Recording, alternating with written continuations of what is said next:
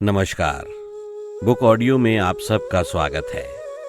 Book audio में इस वक्त आप सुन रहे हैं प्रशांत कुमार मिश्रा द्वारा लिखित सृजन फिर से मेरे यानी आपके अपने अजय सिंघल के साथ। बुक ऑडियो की सृजन फिर से की अगली कहानी है युवा शक्ति राष्ट्र शक्ति, मेरे यानी आपके अपने अजय सिंघल के साथ। प्रत्येक राष्ट्र को उसकी युवा शक्ति पर गर्व होता है। युवाओं के अंदर जोश, जज्बा और जुनून भरा रहता है। किसी भी देश का भविष्य युवा वर्ग ही तय करता है। युवाओं के प्रेरणा स्रोत स्वामी विवेकानंद ने युवाओं के योगदान को राष्ट्र की उन्नति के लिए बहुत ही महत्वपूर्ण माना था। उन्होंने अपने एक उद्बोधन में बताया था कि अगर युवा सर्वगुण संपन्न है तो वो किसी भी देश की काया पलट सकता है। जनसंख्या का युवा वर्ग ही अपनी श्रम शक्ति से बाकी बची हुई जनसंख्या का पेट भरता है, जो उस पर निर्भर है। उच्च आर्थिक विकास वाले अधिकांश विकसित राष्ट्र जब अपनी वृद्ध होती जनसंख्या से 2-4 हो रहे हैं, ऐसे समय में भारत अपनी इसी युवा शक्ति के बलबूते पर विश्व में अपना परचम लहरा रहा है। भारत इस समय विश्व का सबसे अधिक युवाओं वाला देश है। इस समय भारत में लगभग 35 करोड़ युवा हैं। अपनी युवा शक्ति पर हम गर्व तभी कर सकते हैं जब हमारे युवा सही दिशा में आगे बढ़ रहे हों। हमारा युवा वर्ग समाज का अत्यधिक संवेदनशील वर्ग है, इसलिए इसकी अपने पथ से भटकने की संभावनाएं बहुत अधिक बढ़ जाती हैं। हमारे लिए ये जरूरी है कि हमें ये ध्यान रखना चाहिए कि हमारे युवाओं की क्षमता और उनकी कुशलता का प्रयोग सही दिशा में हो रहा है या नहीं। समाज में फैल रही तमाम प्रकार की विकराल समस्याओं जैसे दहेज प्रथा, लिंग भेद, यौन शोषण आदि के मामलों में हमारे युवा शक्ति की सोच बदल रही है या नहीं, हमें इस बारे में पता करना चाहिए। शायद युवा शक्ति इन समस्याओं से निपटने के लिए एकजुट नहीं है। अभी तक स्त्री शक्ति को अपनी बराबरी का अधिकार नहीं दे पाए हैं। युवा अभी वास्तविकता में वो नहीं कर रहे हैं जिससे देश का विकास हो, तथा लोग हमारे देश के युवाओं को उदाहरण के रूप में पेश करें और हमारे देश के युवाओं को अपना आदर्श माने।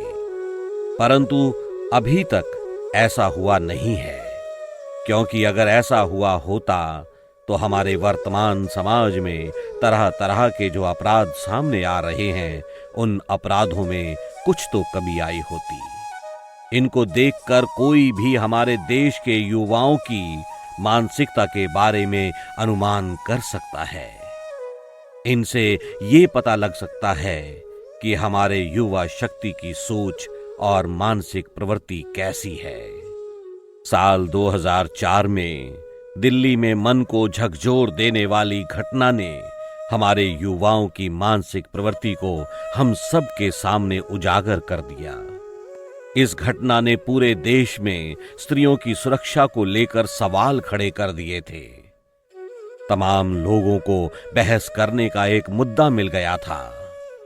23 दिसंबर की सर्द सुबह नई दिल्ली के राजौरी गार्डन इलाके में 30 साल की एक महिला डॉक्टर के ऊपर 2 युवकों ने एसिड से हमला किया था। और हैरानी तो तब हुई जब ये पता लगा कि हमले का प्लान बनाने वाला मास्टरमाइंड उस महिला चिकित्सक का ही मित्र था, जो कि खुद भी पेशे से चिकित्सक था। इस घटना से यह साबित हो गया कि ऐसा घिनौना काम करने वाले लोग हमारे समाज में से कोई भी हो सकते हैं। हम उनके पेशे और व्यवसाय से उनकी मानसिकता का अनुमान नहीं लगा सकते हैं। महिलाओं को प्रताड़ित करने की सोच भी हमारे समाज की ही है। शायद इस बात की तो हम कभी कल्पना भी नहीं कर सकते कि भगवान का दर्जा प्राप्त करने वाले डॉक्टर भी ऐसी गिरी हुई सोच से पीड़ित होगा। उसकी इस मानसिकता को जानकर तो उससे घृणा होने लगी है, और उसके प्रति ये घृणा उस समय अधिक बढ़ गई जब ये पता चला कि उसने इस कार्य को सिर्फ इसलिए अंजाम दिया क्योंकि उस महिला चिकित्सक ने उसके साथ विवाह करने से मना कर दिया था। विकास जब अपने संक्रमण काल में होता है तो सामाजिक समस्या ज्यादा गंभीर हो जाती है। ऐसी परिस्थितियों से हमारा भारतीय समाज प्रत्येक दिन रूबरू होता है। एक महिला चिकित्सक के साथ ऐसा घिनौना काम बेहद सोचने योग्य है। शायद उस बेचारी ने अपने जीवन की शुरुआत भी अभी सही तरह से ना कर पाई थी और उसका जीवन समाप्त हो गया।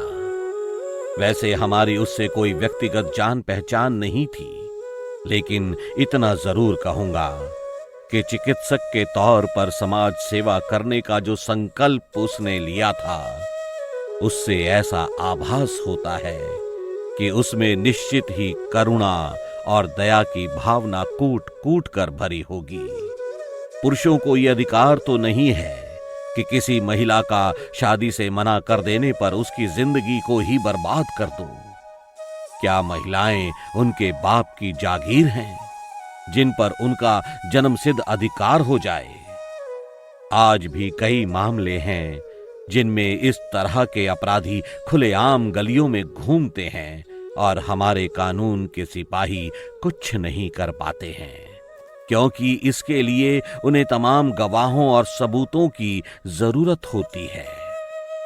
ऐसे मामलों में वर्तमान कानून पर्याप्त नहीं है, क्योंकि अगर ये कानून पर्याप्त होते तो ऐसे मामलों में पीड़िता की पीड़ा से बड़ा तो कोई सबूत हो ही नहीं सकता है। सरकार इन मामलों पर सख्त तो हो रही है, लेकिन सबसे बड़ा सवाल तो ये है कि क्या केवल कानून बना देने से इन मामलों पर रोक लग सकती है? और अगर केवल कानून बना देने से इन मामलों पर रोक लग जाती तो निर्भया गैंग रेप केस के बाद देश भर में महिलाओं के खिलाफ हुए अपराधों में काफी गिरावट आ गई होती। इस घटना के बाद महिला अपराध से जुड़े कानूनों को एक अलग पैमाने पर तो कसा गया, लेकिन निर्भया कांड के बाद ऐसे मामलों में कमी आने की जगह इन मामलों की संख्या में अधिकता ही आई है। इन मामलों में केवल कानून ही काफी नहीं है। कानून और प्रशासन व्यवस्था तो अपना कार्य करेंगे, लेकिन हम समाज के लोगों को भी अपना काम करना चाहिए। हम लोगों को भी ये समझना चाहिए कि समाज में महिलाओं के खिलाफ होने वाले अपराधों का जन्म हमारी सोच से ही होता है। अपराध हमारी उस मानसिकता को दर्शाते हैं जो बंद कमरे में महिलाओं को खुला आसमान देने की बहुत बड़े बड़े दावे करते हैं, लेकिन उनकी सफलता की उड़ान को आज 21वीं सदी में भी नहीं पचा पा रहे हैं। हाँ, ये बात तो है कि हम समाज के लोगों की सोच को केवल एक दिन या कुछ समय में नहीं बदल सकते। इसके लिए हमें कुछ वक्त तो लगेगा ही। हमें शुरुआत करनी है, तो फिर किसी दूसरी महिला की जिंदगी बर्बाद होने का इंतजार क्यों कर रहे हैं? हम अपने साथ साथ अपने आसपास के लोगों की सोच बदलें। आज लोगों को महिलाओं के प्रति अपने नजरिए को बदलने की जरूरत है। बूंद बूंद से घड़ा भरता है। अगर हम ये संकल्प कर लें कि हम अपने कर्तव्यों का पालन बखूबी करेंगे, तो यकीन मानिए सफलता बहुत ही जल्दी हमारे कदमों में होगी।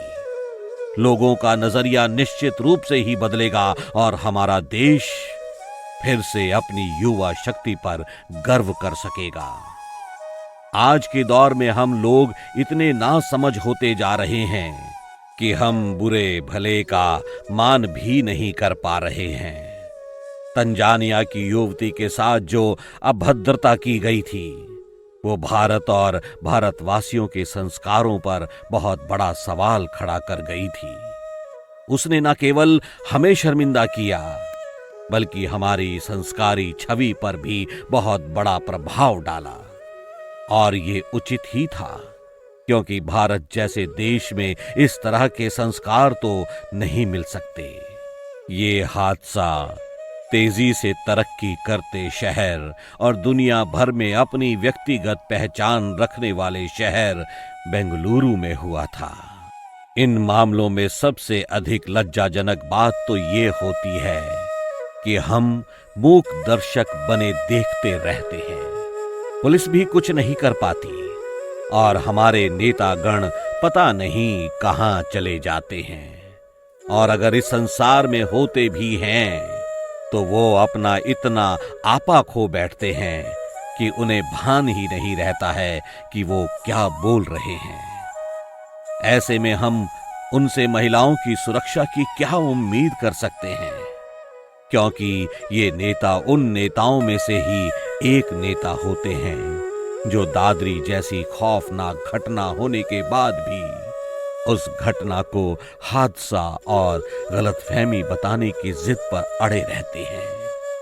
हमारी राज्य सरकारों को चाहिए कि इस तरह के मामलों से निपटने के लिए कोई ठोस कदम उठाए जाएं। इन मामलों में हमेशा ये देखा जाता है कि स्थानीय पुलिस और प्रशासन वो नहीं करते जिसकी वास्तव में उनसे उम्मीद की जाती है।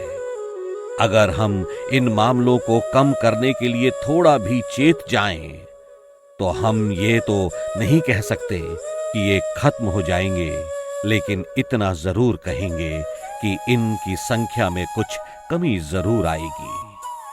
हमें ऐसी घटनाओं की निंदा करनी चाहिए और हर संभव ऐसा प्रयास करना चाहिए जिससे आने वाले भविष्य में ऐसी घटनाओं को कोई स्थान ना मिल सके।